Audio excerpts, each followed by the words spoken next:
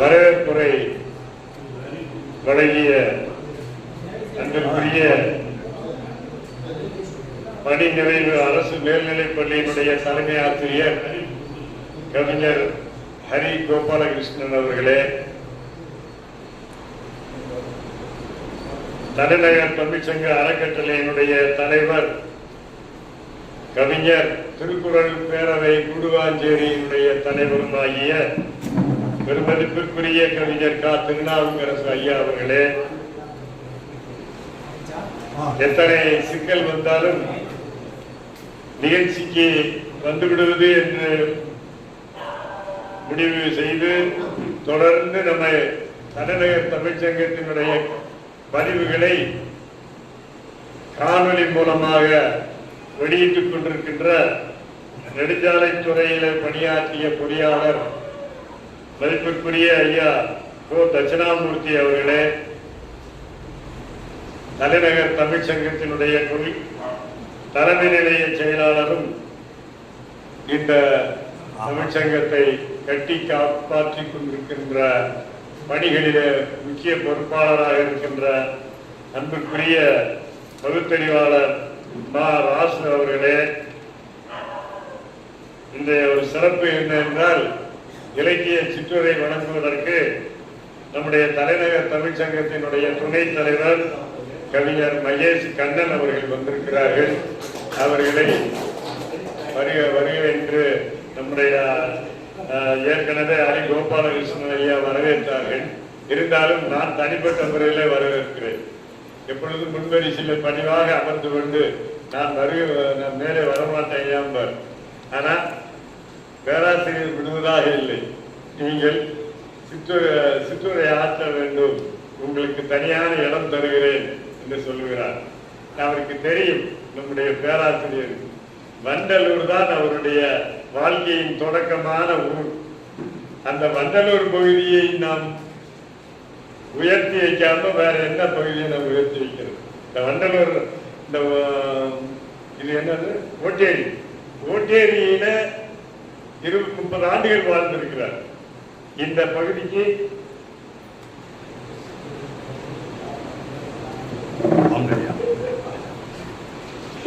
நல்ல பக்குவம் சொல்லுவோம்.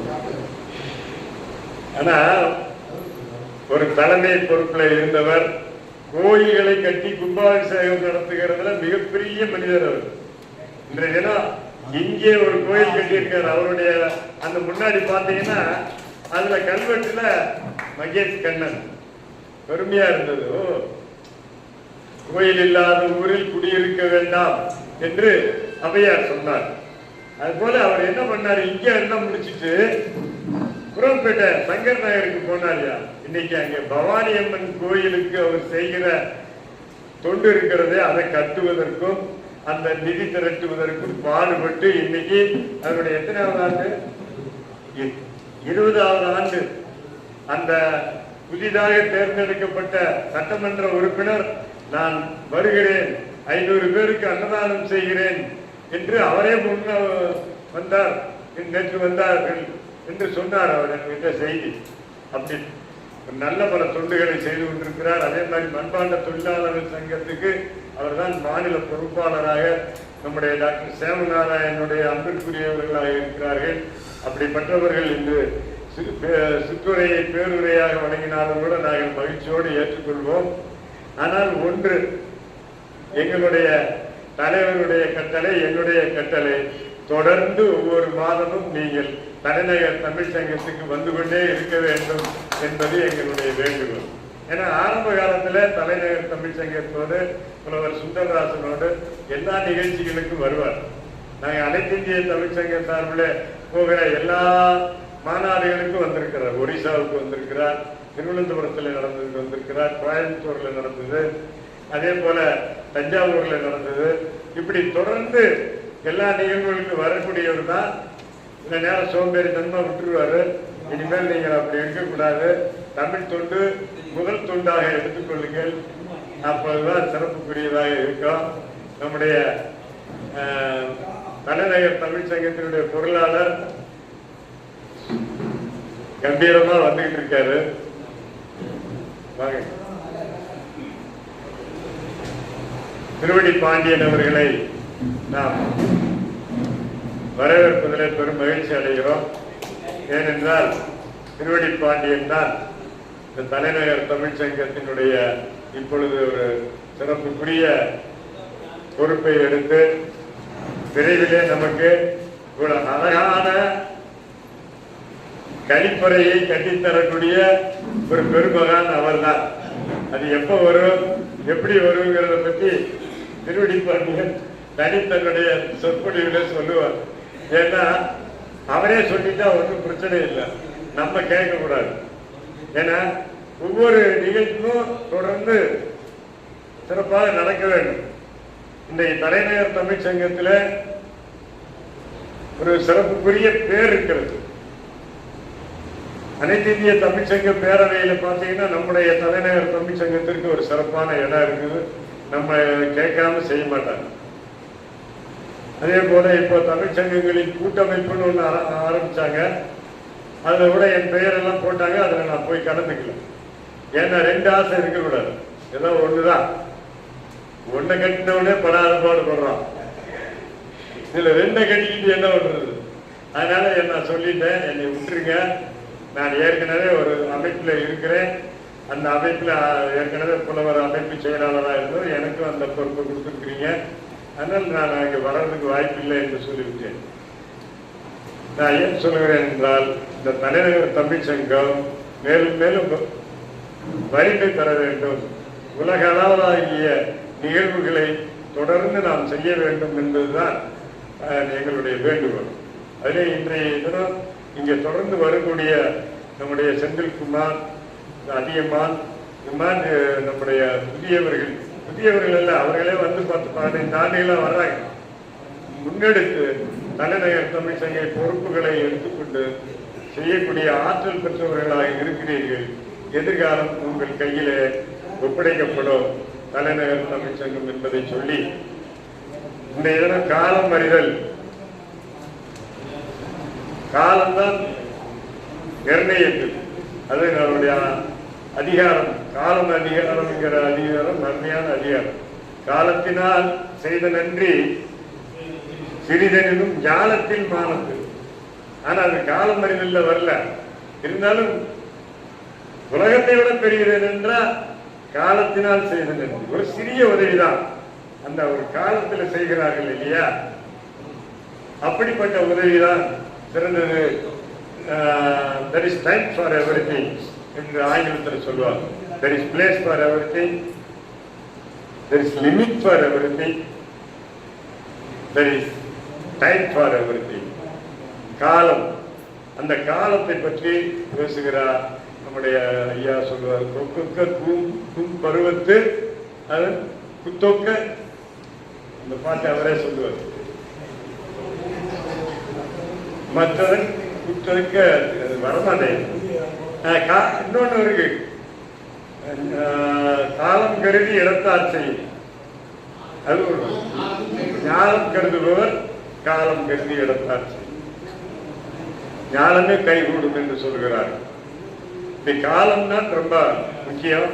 நம்முடைய கடமைகளை காலத்தில் செய்யக்கூடிய இந்த கடமையை தொடர்ந்து ஒவ்வொரு மாதமும் அந்த திருக்குறள் வகுப்பை நடத்த வேண்டும் என்று அந்த காலம் கருதி காத்திருக்கிறாரு நம்முடைய மகிழையார். அதுதான் சிறப்பு, அதுதான் அவருக்கான பெருமை. அது சாதாரணமான பெருமை அல்ல, அது தொடர்ந்து செய்ய வேண்டும். அப்படிப்பட்ட காலம் அறிதல் என்கிற தலைப்பிலே இன்றைய தினம் அவருடைய அந்த அதிகார சொற்பொழிவை ஆற்ற இருக்கிறார்கள். தொடர்ந்து நிறைய பேர் வருவாங்க. ஏதோ குறைவா வந்திருக்கீங்க, இளைய சிறப்புக்குரியவர்கள் எல்லாரும் வந்திருக்கிறீங்க. எல்லாருடைய பெயரையும் சொல்ல வேண்டும். சொல்லிக்கிட்டே இருந்தோம்னா நமக்குள்ளேயே என்ன எதாவது நம்ம பேரையே தான் சொல்லிட்டு இருப்பாங்களா அப்படின்னு இல்லாம எல்லோரும் சிறப்புக்குரியவர்கள், எல்லோரும் அறிவாற்றல் சிறந்தவர்கள், எழுத்தாளர்கள், அதியமான் போன்ற எழுத்தாளர்கள். அவருடைய அந்த புத்தகம் நல்ல கண்ணு, அதுக்கு அணித்துறை வழங்க வாழ்த்துறை ஒன்று அளித்தேன். அருமையான, அதே மாதிரி தேரல் புத்தகத்தை முழுவதும் படித்தேன். அது ஒரு நாவல், என்ன மாதிரி எழுதியிருக்காரு. நான் நினைத்தேன் ஏதோ ஒரு கதை விடுவார் போல் இருக்குது, சரியான கதை போல் இருக்குது அப்படின்னு நினைச்சா வரலாற்று, அத்தனையும் வரலாறு. கன்னியாகுமரி வரலாறு இருக்கிறது, அதுல தீண்டாமை வரலாறு இருக்கிறது.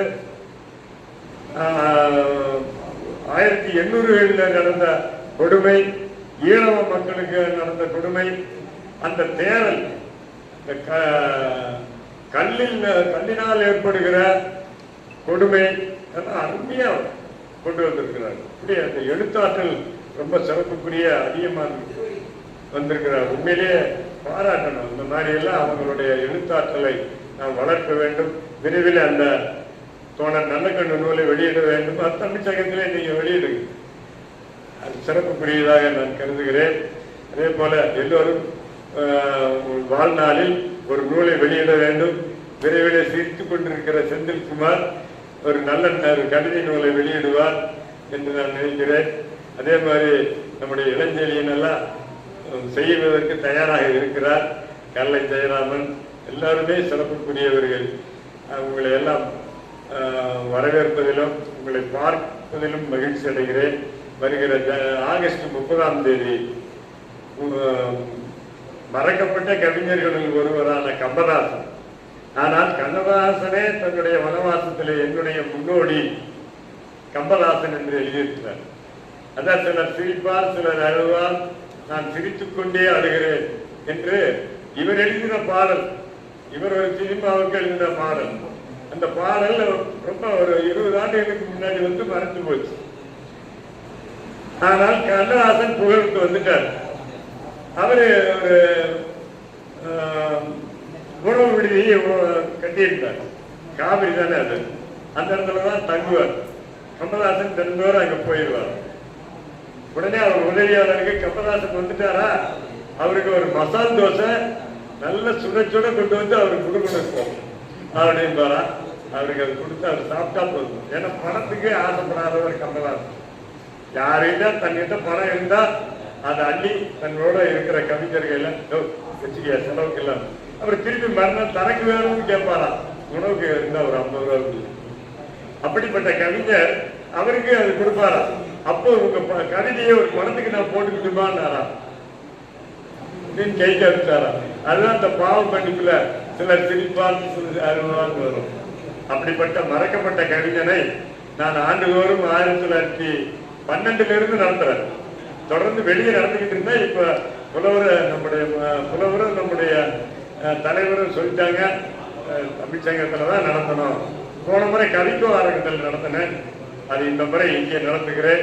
மிக சிறந்த பாடலாசிரியர்கள் எல்லாம் பாட்டு பாட இருக்கிறார்கள். கவிதைக்கு தலைமை ஏற்கிற செந்தில்குமார் இருக்கிறார். நீங்க எல்லாம் கவிதை பாடுகிறீர்கள்.